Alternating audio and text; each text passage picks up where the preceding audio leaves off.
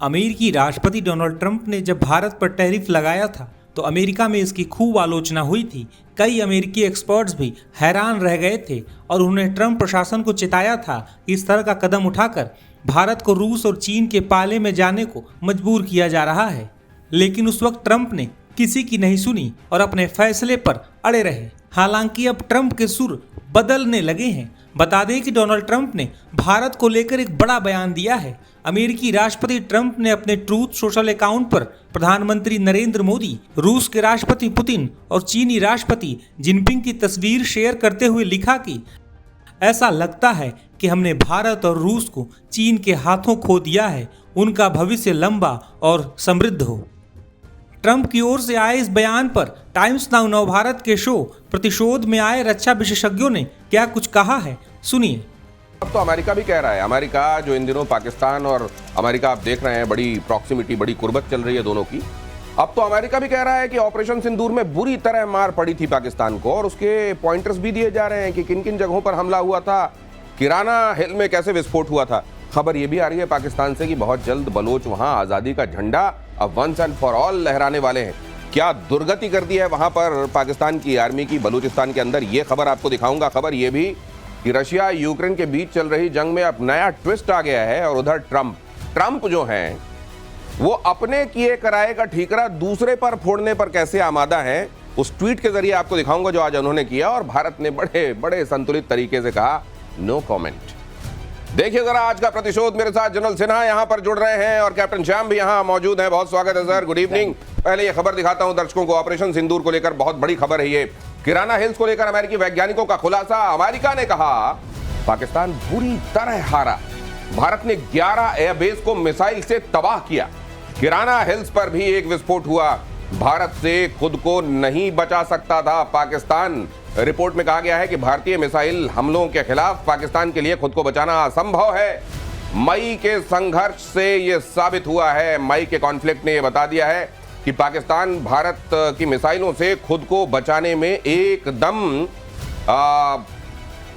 Incapable है। और यह बात हम नहीं कह रहे हैं, अब अमेरिका कह रहा है। सवाल यह है कि क्या एक बार फिर से वहां के हुक्मरान और वहां के आर्मी के लोग, DGISPR, क्या वो लोग आकर एक बार फिर से ये बातें कहेंगे कि अमेरिका भी झूठ बोल रहा है, दुनिया झूठ बोल रही है, सैटेलाइट झूठ बोल रही है। बहरहाल ये अब अमेरिका की तरफ से। सर अमेरिका को इस समय तो बड़ी प्यार की पींगे मर रही हैं दोनों के बीच में, तो कम से कम रहने देता अमेरिका भी। ये रिपोर्ट क्यों लेके आ गया? देखिए अमेरिका में ये जो है उनका रिसर्च फाउंडेशंस के अंदर से ये रिसर्च आ रही है और वो हर एक बात आप देखिएगा बहुत कहीं सटीक बताते हैं। उन्होंने क्या सटीक बता दिया कि 11 तो हम जो बोल रहे थे वो तो गया ही, उसके बाद किराना हिल्स में भी आपका न्यूक्लियर जो है, और बोलते हैं कन्वेंशनली पाकिस्तान कभी ऐसा नहीं कि इसी में हुआ, कभी कर नहीं पाएगा, भारत को रोक नहीं पाएगा, इसलिए वो भागता है परमाणु की तरफ। तो दुनिया के जितने वॉर एक्सपर्ट्स हैं दुनिया में, जिनको माना जाता है, जिनके कहे हुए को दुनिया सुनती है, वो अमेरिका की रिपोर्ट, ये तमाम लोग चीख पुकार कर ये कह रहे हैं कि देखिए कितनी बुरी तरह से पाकिस्तान को मार पड़ी थी।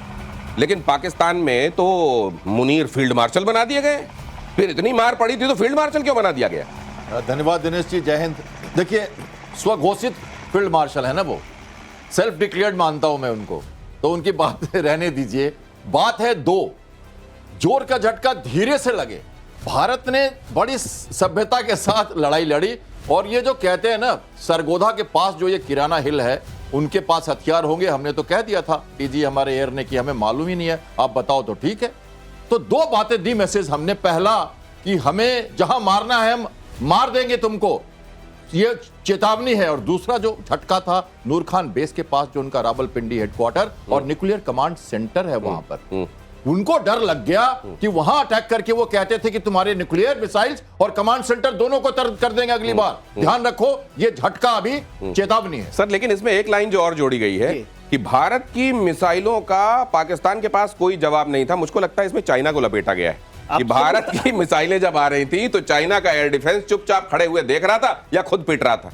80% हथियार चाइना के हैं, पूरा एयर डिफेंस सिस्टम उनका है, और आपने तो देखा रडार सिस्टम, उनके मिसाइल, वो तो कहते थे, और वो उनका तो ये क्लेम था कि कोई भेद ही नहीं सकता इसको, और आपने तो ऐसे भेद दिया जैसे कि आप मैंने पूरे की पूरी ढा दी आपने। जो देखिए, सबसे बड़ी बात जो अभी खुल के आ रही है इस रिपोर्ट में, जो मैं मानता हूं, जो वो कह रहे हैं कि ये कर नहीं पाएगा पाकिस्तान कभी भी, क्योंकि उनकी जो डेप्थ है ना, और भारत ने जो चीजें बनाई हैं, तो वो जो बात कर रहे हैं वो कि न्यूक्लियर जो बोगी खेलता है पाकिस्तान, फिर भी खेल रहा है कि हम दुनिया को आधा तबाह कर देंगे। मुनीर यही खेल रहे हैं ना। ये सर बोगी फिर से आई है। अब ये बोगी है या सच्चाई है, आप देखिए। असल में जहां कोई बोगस चीज होती है तो उसको बोगी कह दिया जाता है। अब ये बोगस है या वाकई दुनिया के लिए खतरे की घंटी है, ये खबर जरूर देखिए। पाकिस्तान के परमाणु हथियारों को लेकर ये चौंकाने वाली रिपोर्ट है। रिपोर्ट में पाकिस्तान की परमाणु रणनीति की जानकारी है। रिपोर्ट ये बताती है कि परमाणु रणनीति क्या चल रही है, परमाणु हथियारों का परीक्षण कर सकता है पाकिस्तान। रिपोर्ट में यह भी कहा गया है कि पाकिस्तान तेजी से यूरेनियम का संवर्धन कर रहा है। तो यूरेनियम को संवर्धन करके शुद्ध करके परमाणु बम बनाया जाता है। यूरेनियम जब 90% से ऊपर 96% के आसपास वो एनरिच कर लिया जाता है, शुद्ध कर लिया जाता है, तब वो परमाणु बम बनाने के लायक हो जाता है। और कहा जा रहा है कि पाकिस्तान में यूरेनियम एनरिचमेंट इस समय बड़ी तेजी से हो रहा है, और यह भी कहा जा रहा है कि बहुत तेजी से वो परमाणु हथियार बनाने में लगा हुआ है। ये रिपोर्ट क्या कहती है, और क्या वाकई इससे दुनिया, इससे भारत और इस पूरे सब कॉन्टिनेंट में लोगों को सावधान हो जाना चाहिए कैप्टन श्याम? और बहुत जरूरी है समझना इस बात को। देखिए, पाकिस्तान के बाद जो डिक्लेयर्ड है 170 से करीब ज्यादा न्यूक्लियर वेपन्स उनके पास हैं।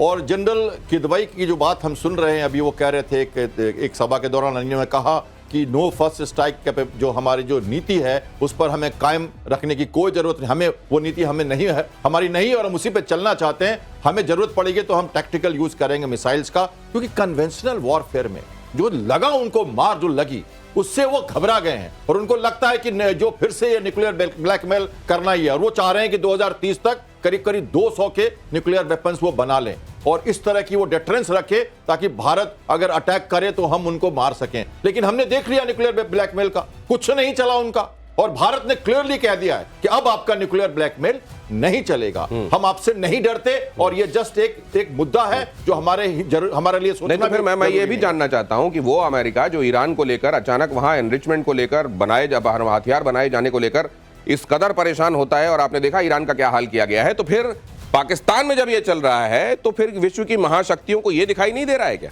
देखिए, ये तो मैं लेकर चलिए कि जो पाकिस्तान की न्यूक्लियर कैपेबिलिटी आई है वो अमेरिका का दिया हुआ है, ये उनका है नहीं। ठीक है, एक खान का नाम लेते हैं कि उन्होंने चोरी छुपे से बना लिया, मगर उसमें कहीं टैसिट सपोर्ट है और फुल सपोर्ट है। आज के दिन में तो यही है। देखिए, इनरिचमेंट में तो पहले वो टाइटेनियम में कर रहा था, अब यूरेनियम की इनरिचमेंट करता है। 4 रिएक्टर्स हैं। बात उसकी नहीं है, बात वो कहते हैं नो फर्स्ट न्यूक्लियर फर्स्ट, ये उनकी पॉलिसी है। हम लोग जो कहते हैं कि नो न्यूक्लियर फर्स्ट, हम नहीं करेंगे कभी नहीं, नो न्यूक्लियर फर्स्ट स्ट्राइक। उनकी है नो फर्स्ट न्यूक्लियर फर्स्ट, और उसके अंदर में वो कामयाब है अभी भी। नो फर्स्ट न्यूक्लियर फर्स्ट समझाइए जरा। हम उनका ये कहना है कि हम पहले कुछ नहीं करेंगे, मगर हमें करेंगे तो न्यूक्लियर से ही करेंगे, अब शुरू करेंगे न्यूक्लियर, ये उनकी नीति है। फिर नो फर्स्ट न्यूक्लियर फर्स्ट अभी सिंदूर के दौरान कहां गया?